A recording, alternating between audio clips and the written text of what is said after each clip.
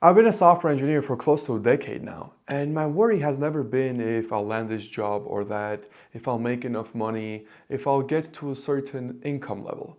My worry was almost always, will I become irrelevant?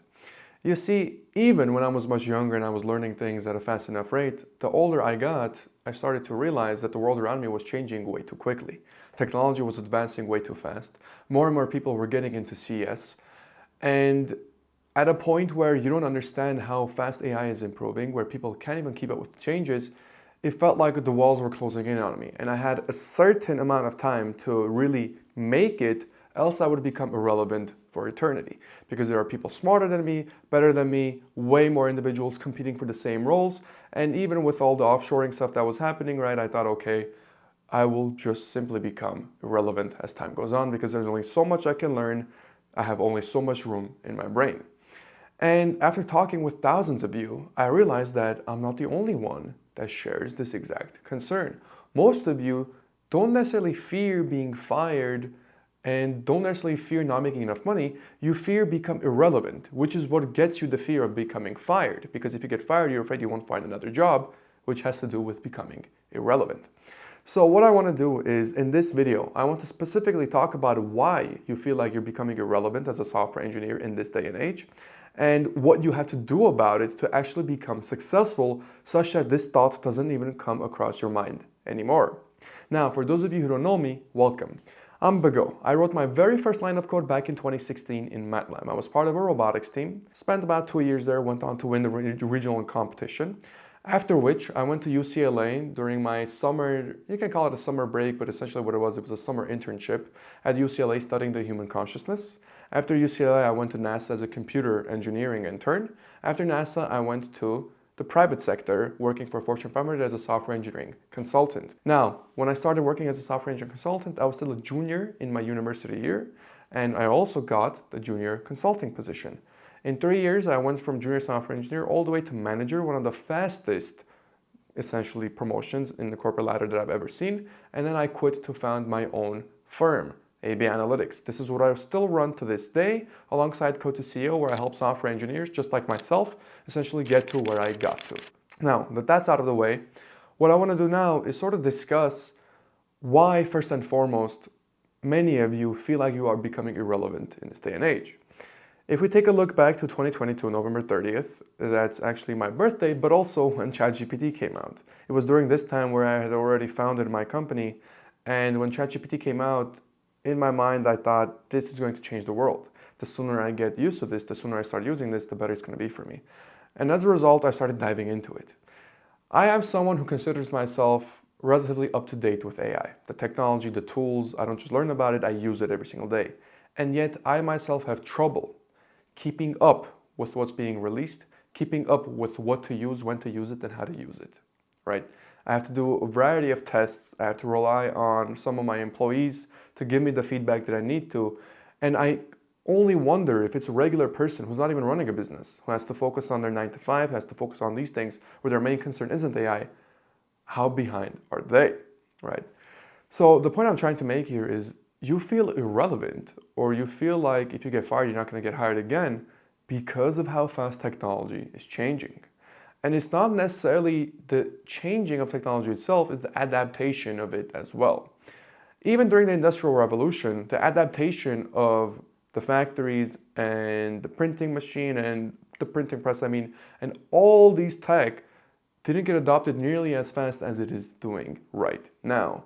You already have businesses incorporating AI, right? Of course, not nearly to the extent that it will be 5 to 10 years, but nevertheless, people are approaching it with an open mind. Everybody's trying things out. You see it in content creation, you see it pretty much in any type of industry, even healthcare nowadays, manufacturing, logistics, everything.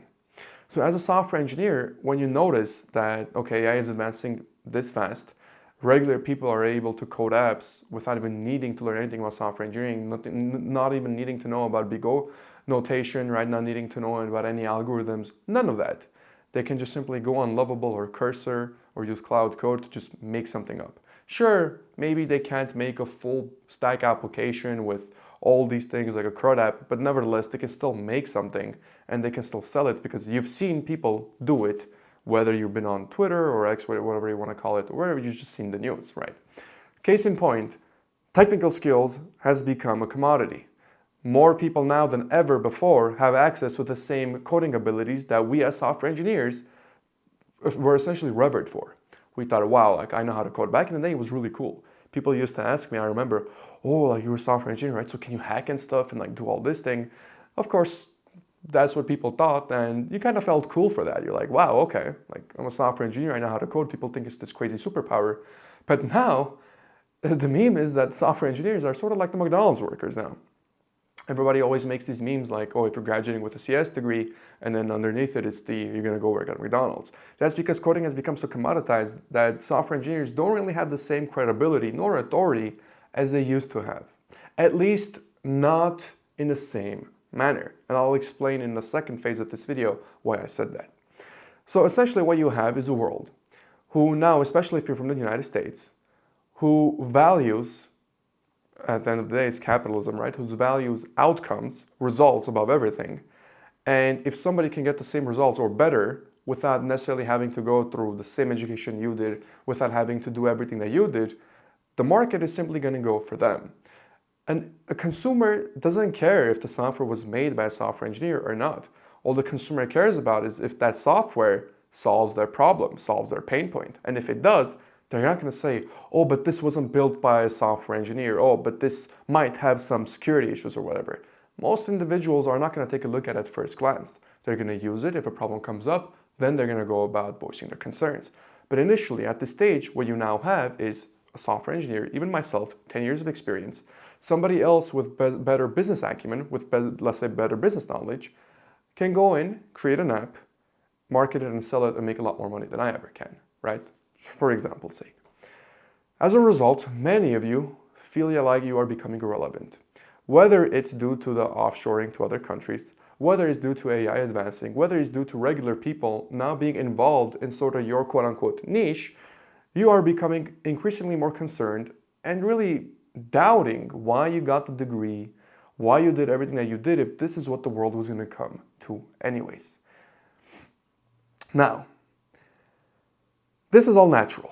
The way you're feeling is all natural. In fact, if you didn't think this way, it would be even a little bit weird, right? It would kind of be, there's a saying, only the paranoid survive. So you have to be a little bit paranoid. You have to think about this stuff a tad bit more than usual. But here's where the caveat is, and here is what the main purpose of the video really is. You feeling this irrelevancy is actually a good thing, because you do understand to a certain degree you feel irrelevant because you are becoming irrelevant. And I'm not saying that to bash on anybody, but I mean, let's just take a look at it objectively. 15 years ago, certain apps, certain things could only be built by software engineers. If you take a look at, I'll see if I can put up the graph here, but the jobs that were open, right, before the release of ChatGPT versus the jobs that were available after the release, there's an inverse correlation. Essentially, the better ChatGPT got, the less and less jobs became available, okay? This is not by coincidence. People who used to pay other people to do certain tasks can now get the same task done with AI. Of course, it might not be the same quality, and for certain cases, you're still gonna need that over-the-top software engineer, but for most use cases that regular people wanna get done, AI is more than enough for them. So in a sense, you are becoming irrelevant. So what do you have to do? How do you become essentially relevant? How do you maintain your relevancy? But not only that, how do you exceed the credibility and authority that we software engineers had 15 to 20 years ago? Whenever we said we're a software engineer, everybody was like, wow, you can code, can you hack? How do we get back to that?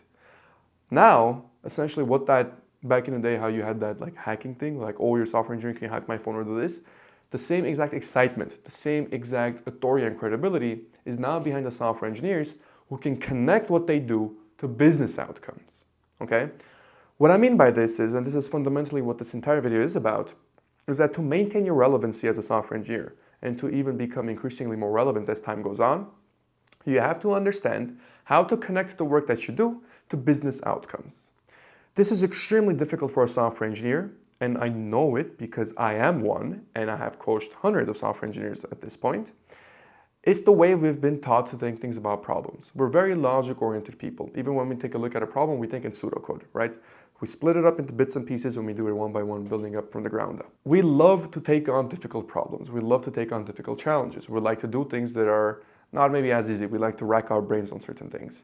Even, I'm sure many of you have even gotten it either in university or whenever you've been working, whenever you come across a challenge you can't solve, people usually tell you, hey, spend an extra 15, 20 minutes on trying to solve it. If you can't solve it, then ask for help from somebody else. So this type of a mentality of lone wolf, this type of a sitting behind a computer and just programming and just getting things done, actually hurts you a lot more than you think. Because what ends up happening is you simply become an executioner of tasks. Meaning you just wait there patiently for somebody to give you tasks to do. You never question why you are doing these tasks. All you really question is, how am I supposed to do this task? Back in the day, you had Google and Stack Overflow. Now you ask that question to ChatGPT or Cursor or Claude, right? So while the method of the how changed, the question that we asked didn't change, which is the fundamental problem, which is why most of us are becoming irrelevant. The question has to change from how do we do this to why do we do this, okay? Any type of a requirement that you get, whether at a current 9 to 5 or some of you who are already in entrepreneurship, you need to question the why more so than the how, because the how is the easy part. There's multiple ways to climb a mountain, right? But there's only a few ways that you're going to be able to go down. What this means is, as a software engineer, you need to train your mind to be able to question why you do certain things, right? And whenever you question why you do certain things, naturally you will begin connecting the work that you do to business outcomes. Essentially, you're going to be driving meaning to whatever it is that you do through the sense of either money made or money saved in that sense, or time made or time saved, right? Those two things, most important things, money and time. Everything that we want to do, we want to connect it to money or time, right? So as software engineers, if we learn to do this, we will become more and more relevant. Because let's take a look at what the problem is right now.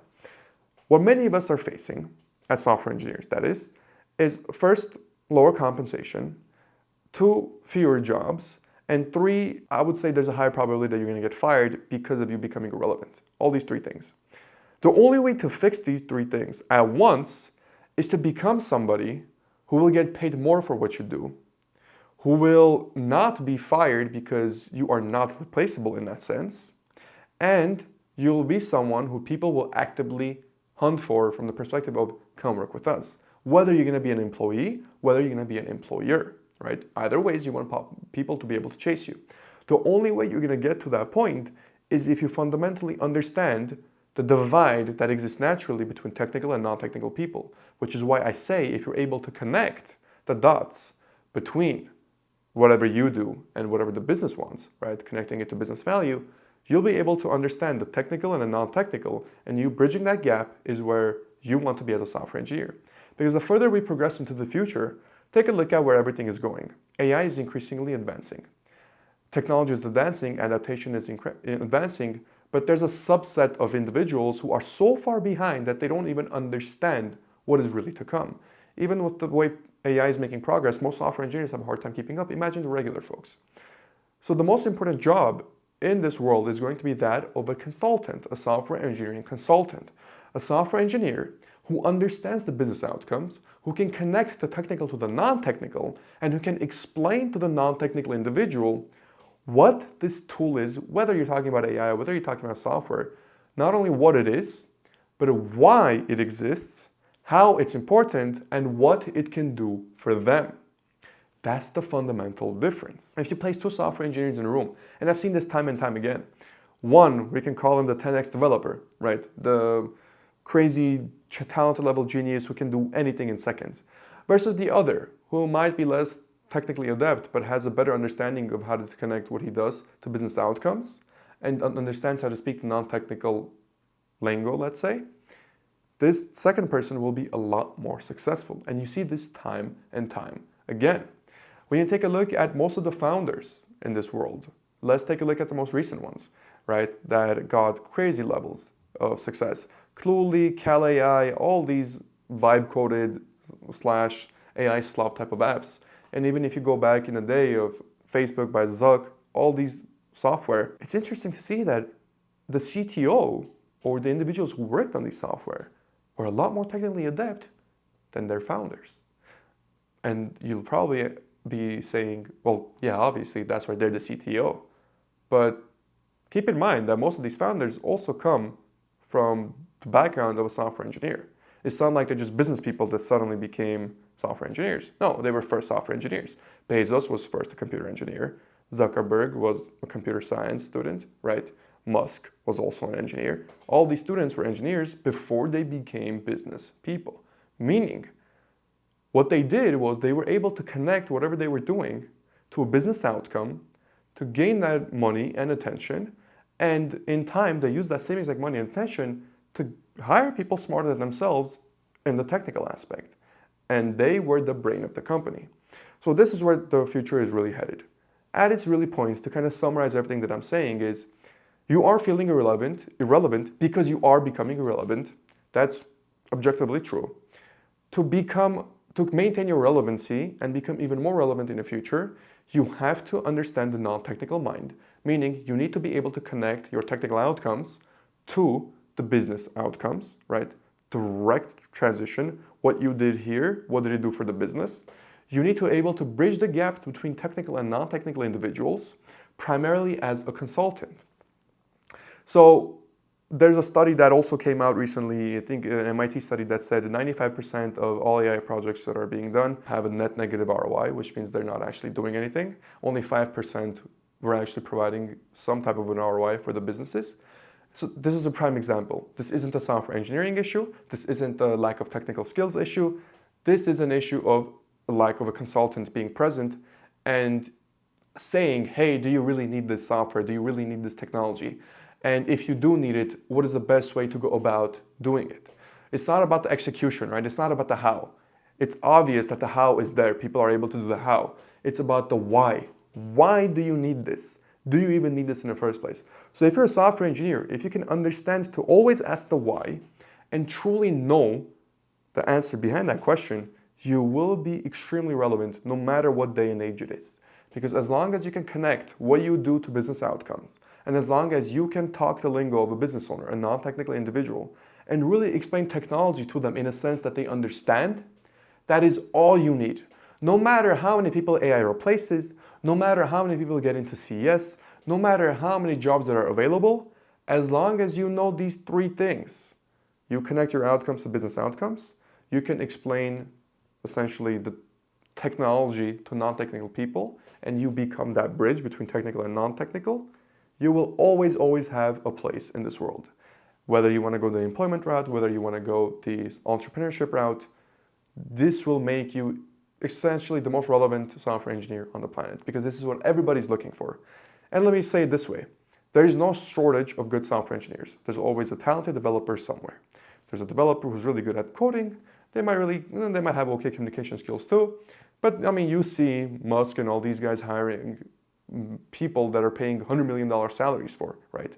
So there's no shortage of these type of engineers. But what there is a shortage of are good software engineers who are good technically, right? Who are good programmers, who are good communicators, but also fundamentally understand the business mind. They can connect the work that they do to business outcomes, and they're able to bridge the gap between technical and non-technical people and explain technology in a sense that a non-technical person can not only understand, but also willingly pay money for and be happy that they did.